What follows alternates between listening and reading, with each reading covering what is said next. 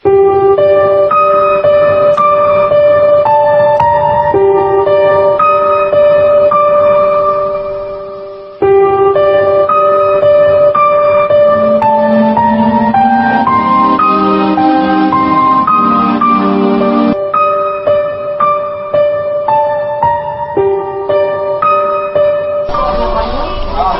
year, something kills and maims thousands of women in the country, young and old, rich or poor, no one is spared. Every year, unsafe abortion, hospitalization are twice as many as women who get tuberculosis. Unsafe abortion is the 60th highest cause of morbidity. If the government were to track it, there are effective and safe procedures. But abortion is illegal here under any condition. Because of ridicule and insults, women who need help are left in the dark.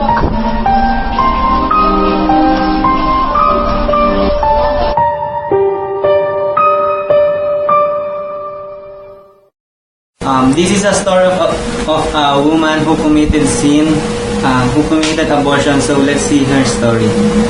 So, ma'am, good evening po.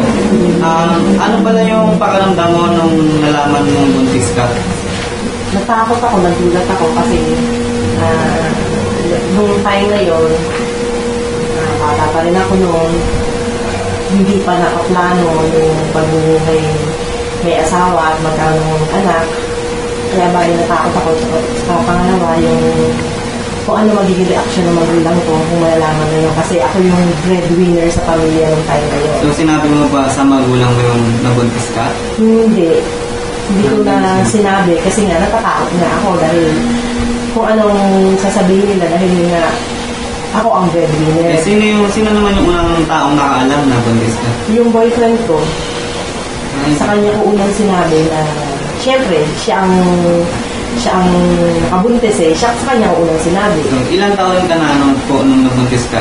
20. Nung time na samantalang yung boyfriend mo ilang taon na nung panahon? 23. So, kasi nung panahon na yun, yung time na panahon na yun, yung ganong edad, hindi pa din ready sa mga ganong pagbuhay pamilya. Nung nalaman mong buntis ka, nagpunta ka ba sa abortionist? Oo. Bago ako nagpunta doon, marami rin akong inisip kung anong dapat kong gawin, kung iinuman ko ba siya ng gamot or ano. Pero ang napag-usapan namin yung boyfriend ko, pupunta na lang sa isang abortionist. Pero bago ako pumunta doon, uminom ka na ba ng mga gamot na pampalaglag? Hindi, kasi wala naman akong alam na iinumin. Yun lang ang alam namin, yung nakapagsabi sa amin kung saan yung abortionist na yun. So, bakit ka naman po umabot sa punto na magpapabort ka? Yun nga, una ako breadwinner sa pamilya namin, tapos pangalawa, yung asawa ko, yung boyfriend ko, hindi pa naman ganun kaano yung trabaho niya, hindi pa kaya magpamilya, bumuo ng pamilya. Kaya kumbaga sa natakot din ako na ituloy yun. Ano naman yung pakiramdam mo pagkatapos ng abortion?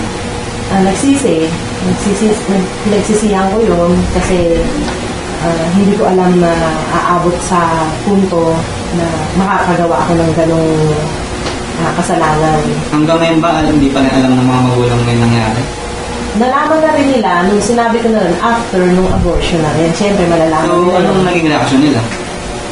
Nagalit sa akin kasi hindi naman daw yun yung solusyon para mabitas yung problema. Kumbaga, kaya naman daw nilang tanggapin sana. Kaya lang, nandun na nga, nagsisisi nagawa na yun. Hindi ko din naman kasi alam na matatanggap pala nila, na kaya pala nila naman tanggapin na kahit nabuntis ako, kaya maiintindihan naman daw nila ako. Kaya ang laking pagsisisi. Malaking pagsisisi talaga. So, ano naman yung mga natutunan mo sa nangyari? Natutunan ko na kung halimbawang huwag magpadalos-dalos, natutunan ko yun, huwag ka mag-isip. Kung may kakausapin na isang tao na alam mo makakatulong sa'yo, huwag yung kausapin, lalo na sa magulang mo. Pagtapat mo, dahil siguro, hindi ka naman ilalagay sa alanganin ng magulang mo, maiintindihan ka nila. Yun ang natutunan ko. So, So, sa mga pangyayari nito, ano naman yung mga may papayo mo sa mga kabataan natin na may mga nabuntis na maaga, kagaya sila na gusto rin mag-abort? Sa mga kabataan ngayon na mapapayo ko lang na huwag silang magpadalos-dalos. Hindi masamang makipag-boyfriend, lalo na sa panahon ngayon, masyadong mapupusok ang mga kabataan. Ang mapapayo ko lang pag-isipan nilang mabuti, na, alamin nila kung kakayanin na nila yung magiging buhay, magkakaanak na sila or ano, hindi yung magkakaroon kagad ng ganon at wag na wag nilang lalagay sa isip nila yung ipalaglag or magpa-abort kasi pagsisisihan nyo katulad ng nangyari sa akin, pinagsisihan ko kasi nga yung boyfriend ko na nakabuntis sa akin noon, siya rin naman yung naging asawa ko at hindi ko din naman alam na matatanggap ng pamilya ko, ng mga magulang ko na sana kung hindi ko ginawa yun, kasama ko pa rin yung batang pina-abort ko noon. So, ako yung huling katanungan na lamang po. Ano naman po yung ugnayan niyo sa ngayon sa pamilya niyo? Okay naman po ba? Okay naman. Okay. So, natanggap din po pala nila yung natanggap din nila. Natanggap din nila. Tsaka, yun, nagkaroon na rin ako ng ibang mga anak pa. Yun ang malaking pagsisisi. Kasi nga, kung hindi ko siguro pinalaglag, kasama ko pa rin siya. So, maraming salamat po sa interview po. Okay. Magandang gabi po. Sige, ito yung kuya.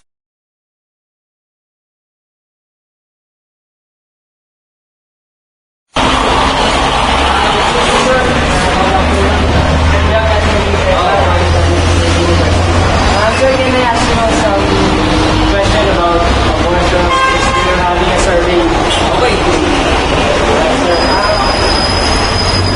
This question. What can you say about the woman who wants to abort? Woman was scared. I think she's not ready for pregnancy or anything else. Because if that's covered,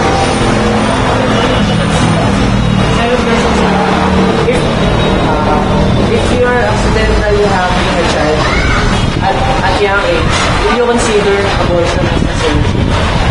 I think it's not the proper decision. Because I would tell my parents about the situation that happened. And I let my parents decide what it's going.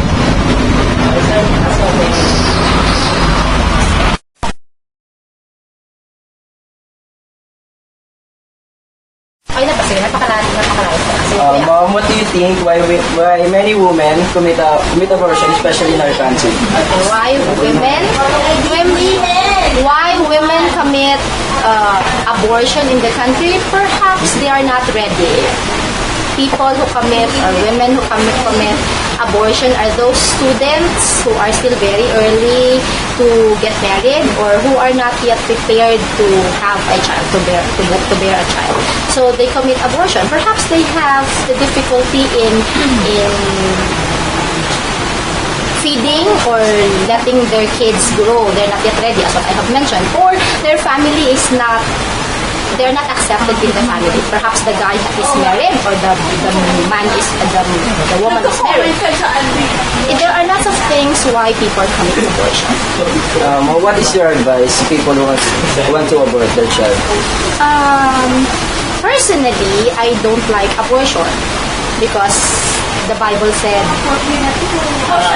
thou shalt not kill. Said. That's according to the other one. Okay?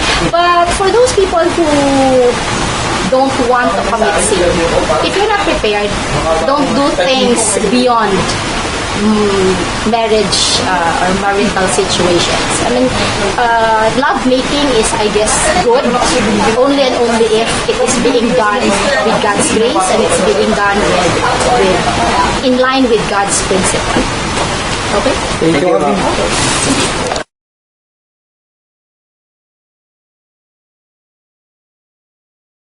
What do you think? Why many people? Why many women commit abortion, especially in our country?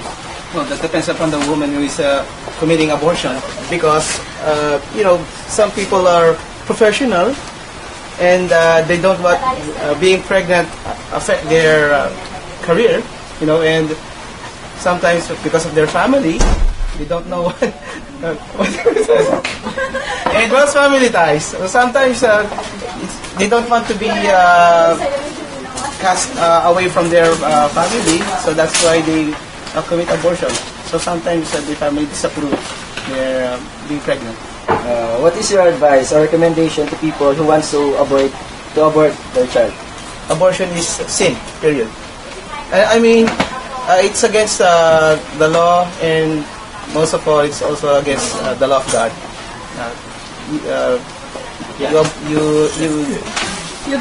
You deny you deny someone of a good life, of the future, and life. That's why you commit sin. Yeah, something like that. Thank you. Meron pa ba? Thank you, sir.